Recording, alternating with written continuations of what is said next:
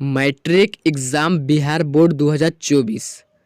अगर आप भी मैट्रिक बिहार बोर्ड एग्ज़ाम की तैयारी कर रहे हो तो आपके लिए वीडियो बहुत ही इम्पोर्टेंट होने वाली है। आज हम बात करेंगे साइंस के 20 महत्वपूर्ण ऑब्जेक्टिव क्वेश्चन जो लगातार 2017 से 2023 तक पूछे जा रहे हैं। वो सारे के सारे ऑब्जेक्टिव क्वेश्चन लगातार ही पूछे जा रहे हैं, इसलिए इसका मतलब है वो 2024 में भी वही क्वेश्चन पूछेगा। तो इस वीडियो को इंटर ज़रूर देखिएगा। अगर आप मैट्रिक बिहार बोर्ड एग्ज़ाम की तैयारी कर रहे हो तो ये वीडियो आपके लिए बहुत ही इंपॉर्टेंट होने वाली है। तो चलिए हम बिना देरी किए इस वीडियो को स्टार्ट करते हैं। हमारा पहला क्वेश्चन है, निम्नलिखित में कौन सबसे कम अभिक्रियाशील धातु है? सबसे कम अभिक्रियाशील धातु है तो कौन है?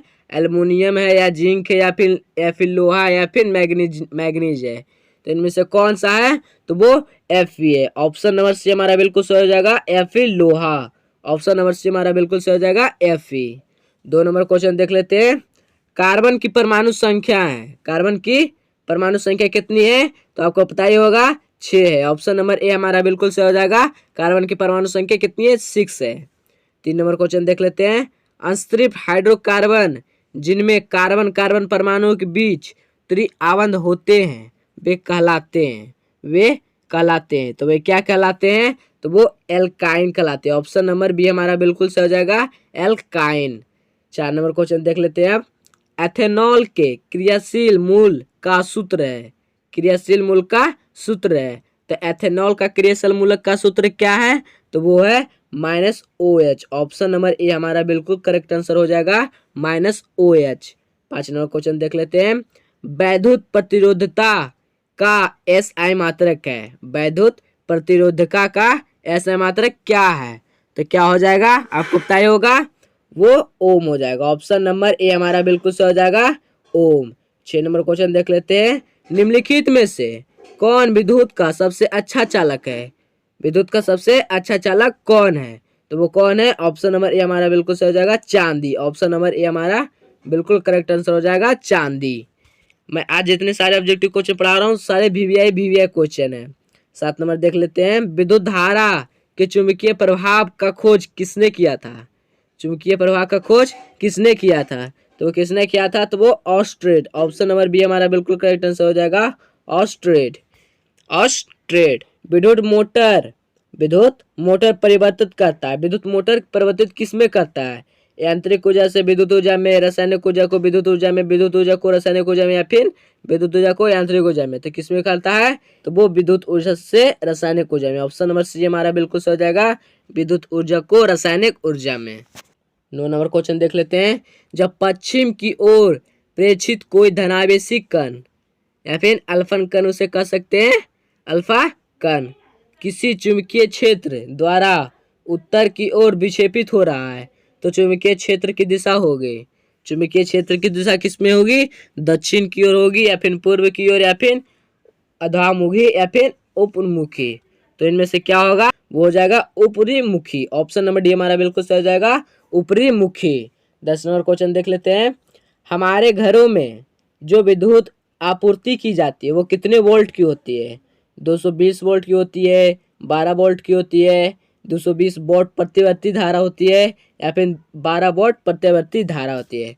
तो कितना होती है? 220 प्रत्यावर्ती धारा। कौन सा धारा?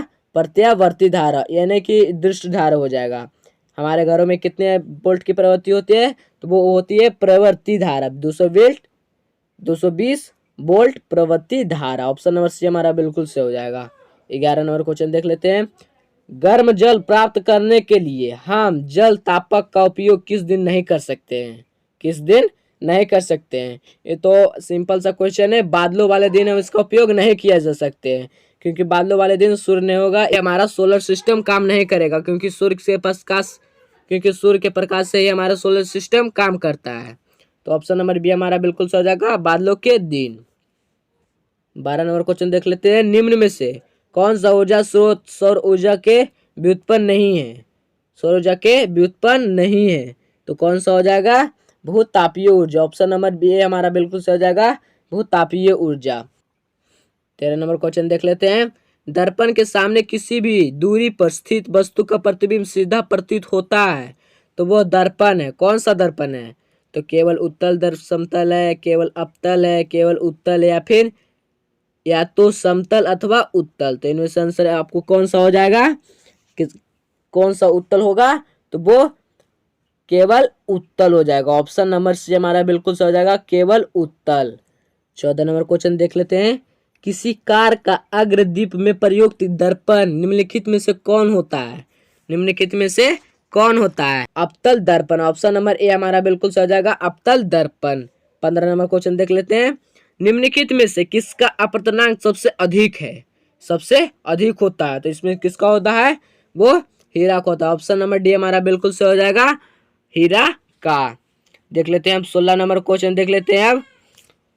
निम्नलिखित में से किस लेंस को अभिसारी लेंस कहा जाता है? अभिसारी लेंस कहा जाता है। किसे कहा जाता है?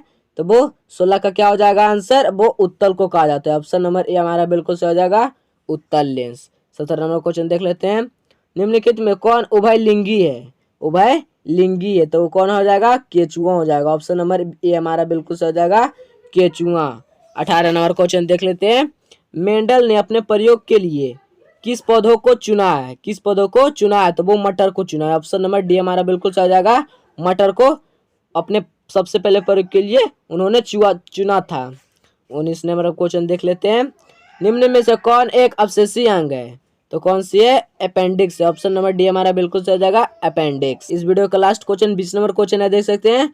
चिपको आंदोलन किससे संबंधित है? तो आप इसका आंसर अगर जानते हो तो कमेंट में बताओ, अगर नहीं जानते हो तो अगले वीडियो में हमने क्लियर कर दूंगा। तो चलिए हम मिलते हैं नेक्स्ट वीडियो में, तब तक के लिए जय हिंद जय भारत।